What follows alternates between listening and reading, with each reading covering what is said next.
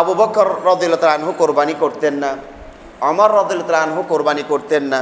কেন? যাতে করে মানুষ এটাকে ফরজ মনে না করে।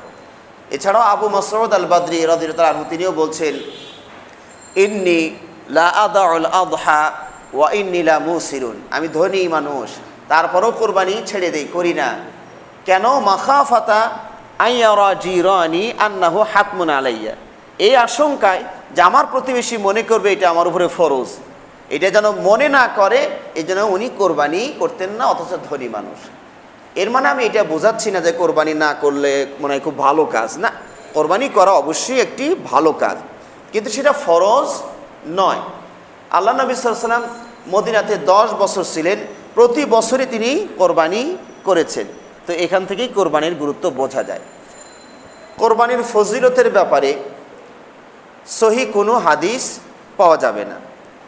কোরবানি করলে যে এই লাভ ওই লাভ একাধিক হাদিসে বর্ণিত হয়েছে, অনেক রকম কথা বলা হয়েছে, কিন্তু কোরবানির ফজিলত সম্বলিত কোনো হাদিস সহি নয়। এক কথায় যেটা উত্তর শেষ হয়ে যায়।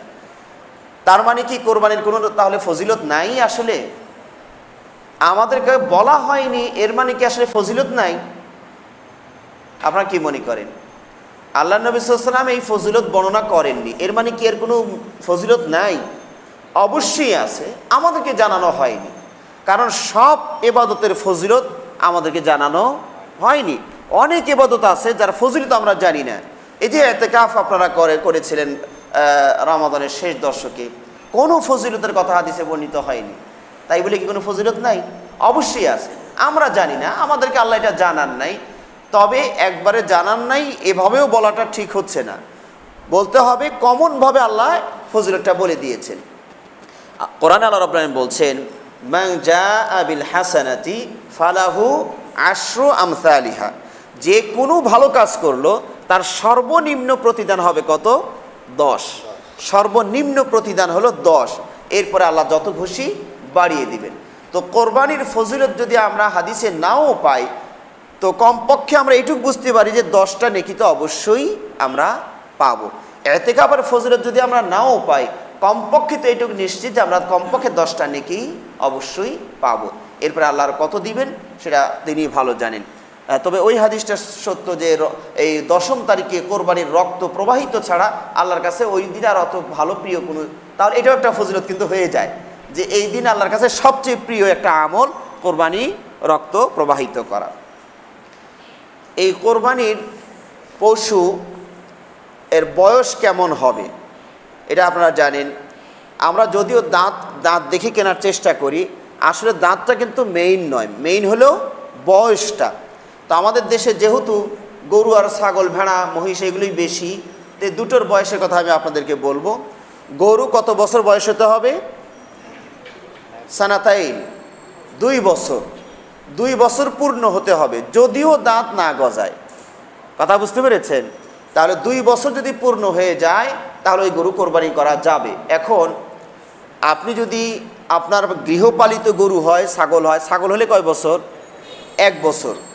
তো গরু এবং ছাগল আপনার যদি নিজের পালা হয় অথবা প্রতিবেশী বিশ্বস্ত লোক তার পালা হয়, তাহলে দাঁত গজাক বা না গজাক, উঠুক বা না উঠুক, 2 বছর হয়ে গেলেই এটা কোরবানি দেওয়া যাবে। কিন্তু আপনারা যদি গাবতলীর হাট থেকে কেনেন বা এই যে সকল হাট থেকে কেনেন, তাহলে আমরা বলবো অবশ্যই দাঁত দেখে নেবেন। কারণ দাঁত উদিত হওয়া, গজানো মানেই গরুর বয়সটা হয়েছে। আর যদি না দেখে নিয়ে আসেন তাহলে এটা রিস্কের মধ্যে থেকে গেলেন, আপনি তো নিশ্চিত না। ওরা কোরবানির পশু সেল করার জন্য 100 বার কসম খেতেও রাজি আছে, আরে কন কি, প্রায় 2.5 বছর বয়স হয়ে গেল। কথা বুঝতে পেরেছেন?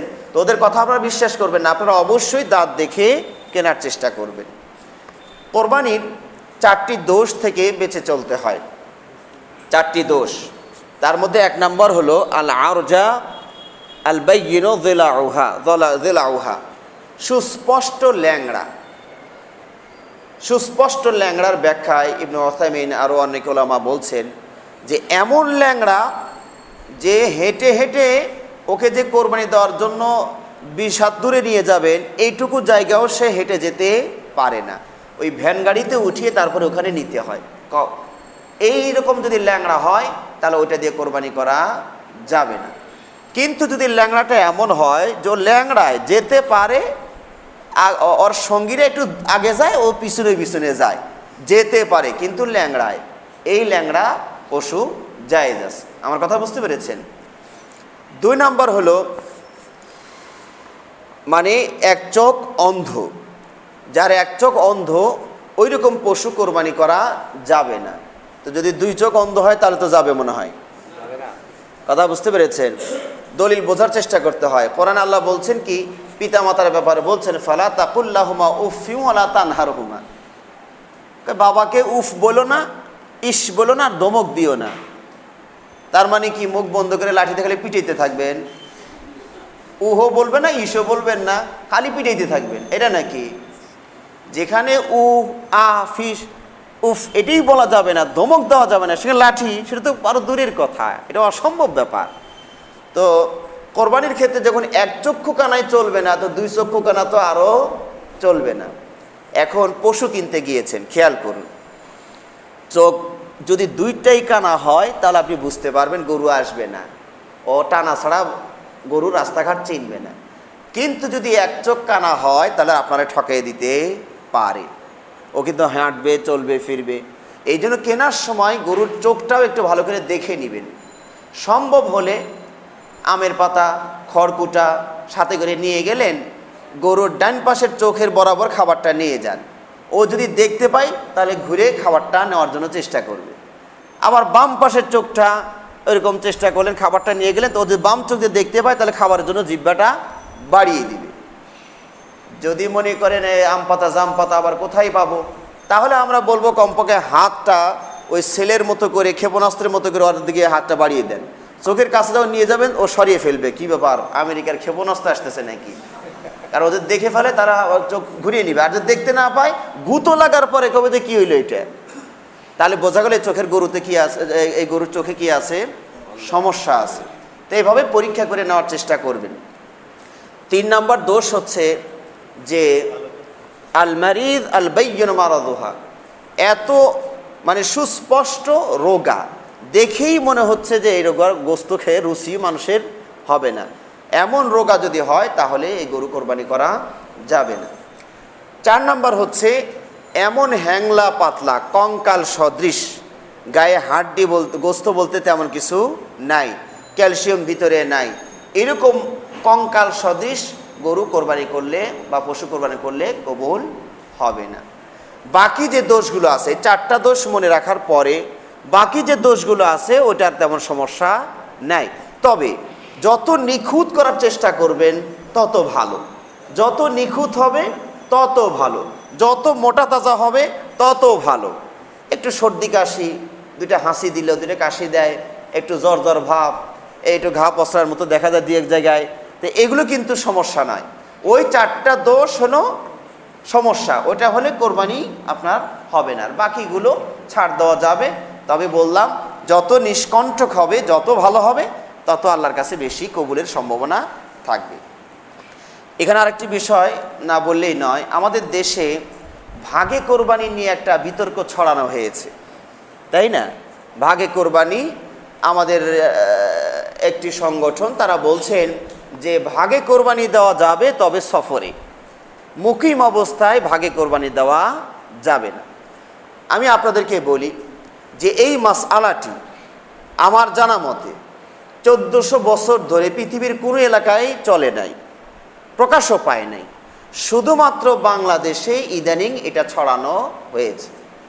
বিশ্বের কোথাও আপনারা পাবেন না যে ভাগে কোরবানি দেওয়ার জন্য সফরটা শর্ত, বিশ্বের কোনো এলাকায় আমার জানা মতে নাই।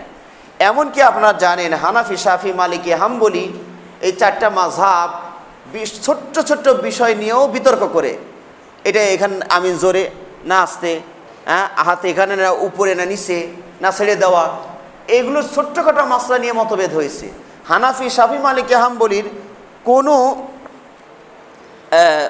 কোনো ফিকার কিতাবেও এই মাসলাটা আসে নাই যে হানাফিরা বলছেন সফরে চলবে আর শাফিরা বলছেন সফরে চলবে না। আমার কথা কি বুঝতে পেরেছেন? নবী সাল্লাল্লাহু থেকে প্রমাণ নাই, সাহাবাদের থেকে প্রমাণ নাই, তাবি তাবা তাবি এই 1400 বছর পর্যন্ত কাউকেই পাবেন না। হ্যাঁ, আল্লামা আব্দুল কাফিল কুরাইশ রাহিমাহুল্লাহ তার ফাতাওয়া এবং মাসাইলে ছোট্ট করে একটা কথা এইভাবে বলেছিলেন যে ভাগে কোরবানি, গরুর ভাগে কোরবানি, তবে সেখানে সফরের কথাটা উল্লেখ আছে। শুধু এই ছোট্ট করে একটা কথা বলেছেন। আর এখন খুব জোরালোভাবে দাপটের সাথে বলা হয় যে ভাগে কোরবানি, গরু ভাগে কোরবানি মুকিম অবস্থায় দেওয়া যাবে না।